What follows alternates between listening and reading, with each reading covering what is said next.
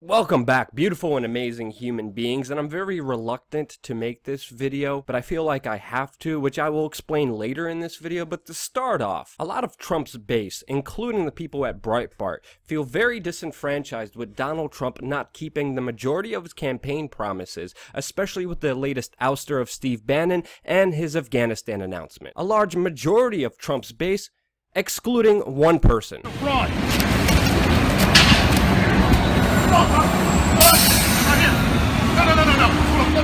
Yeah, Alex Jones himself, who after Donald Trump's Afghanistan announcement has been putting out content where he says that he has, quote, inside intelligence that Trump didn't mean what he said during his Afghanistan announcement, and that, quote, this is a secret strategy in order to kill terrorists, rebuild Afghanistan, and pull out. And if you've been following American foreign policy for the last 16 years, you know that's not a secret policy, you dumbass. It's the same neoconservative talking points that Bush, Obama, and Trump are following now, using as an excuse to stay in that country. And this video of him trying to explain this neoconservative doctrine, which he has now turned into 8D underwater backgammon, it's no longer 4D, and is just an optimistic assertion that he's putting out there based on no facts at all, and is tied to his media empire's income, which caters to Donald Trump supporters. Even Alex Jones's main former writer, Kurt Nemo,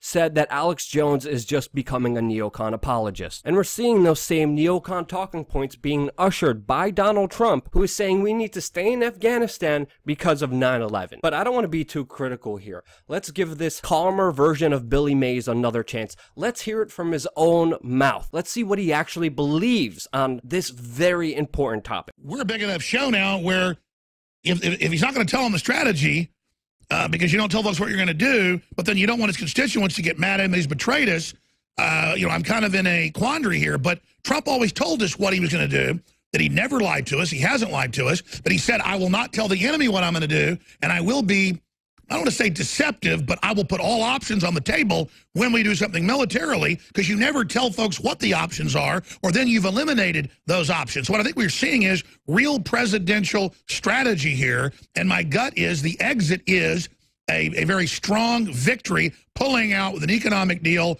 not giving the extremists a safe haven, and cutting off the globalist operation of playing footsie with the Al-Qaeda/ISIS folks. Dr. Pachenik, that's a mouthful, but is that somewhat accurate, or is that wrong? It's completely wrong. His own guest, Steve Pachenik, who has been on his show for years now and has backed a lot of what Alex has said, is telling him that he is completely wrong. But yet, this still hasn't fazed Alex Jones, who's still going on and is saying that, quote, Trump is trolling our enemies, and that he still somehow plans a complete Afghanistan pullout, when that's clearly not what Donald Trump said, and it's all based on, of course, his secret sources, and no facts or evidence at all. But now, let's go back and let's try to explain some of this 8D underwater backgammon that Alex Jones is spewing to kind of simplify it for you. Quandary here, but Trump always told us what he was going to do, that he never lied to us. He hasn't lied to us, but he said, I will not tell the enemy what I'm going to do, and I will be, I don't want to say deceptive, but I will put all options on the table when we do something militarily. So Trump is not a liar. He hasn't lied, but now he's lying. Never tell folks what the options are, or then you've eliminated those options. What I think we're seeing is real presidential strategy here, and my gut is the exit is... It's really presidential to lie to your constituents about a promise that you made to them. The exit is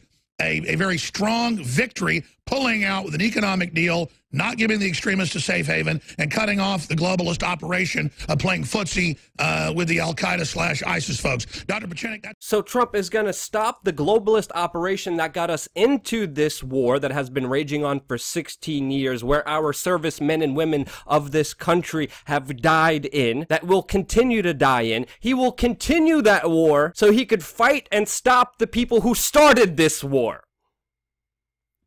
That's basically what he's saying, and it's insane. That's a mouthful, but is that somewhat accurate, or is that wrong? It's completely wrong.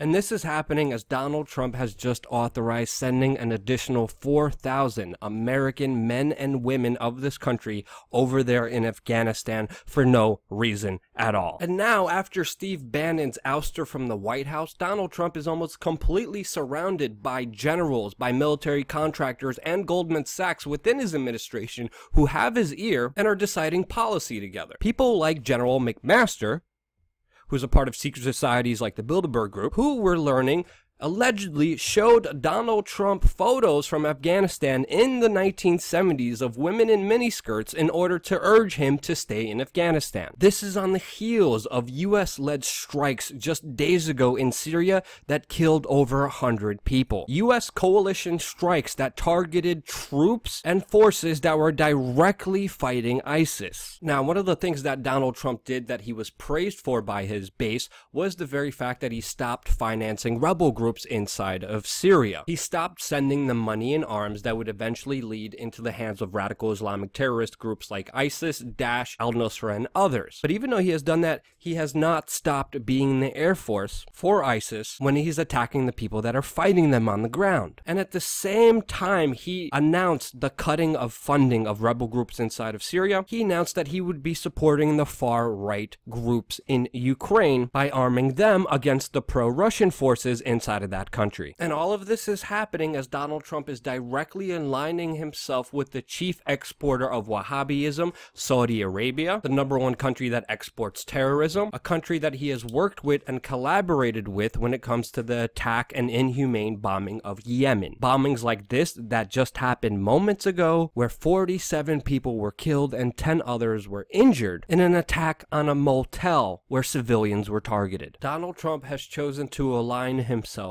and support a treacherous, human rights violating country like Saudi Arabia that arrests people for simply doing the Macarena. Are you kidding me?